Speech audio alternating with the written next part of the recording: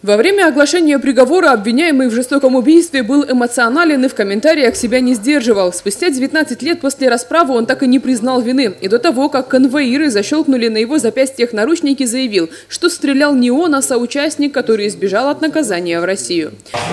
Виновного, кто виновен в России, не могут заставить. За это российские медали буду судить по своим законам, сказали, а у них сейчас там Украина, сами понимаете, его не могут судить, меня теперь особо не будет.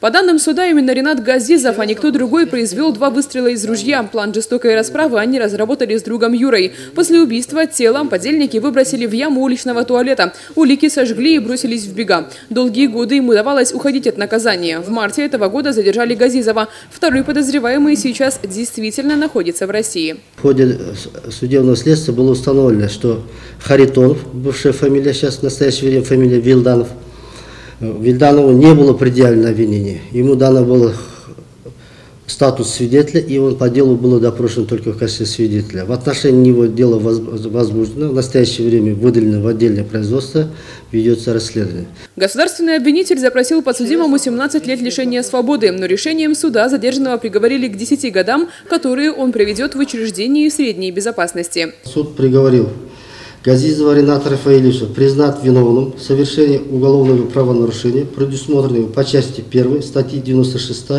Уголовного кодекса Республики Казахстан в редакции 1997 года и назначить ему по этой статье наказание в виде лишения свободы сроком на 10 лет.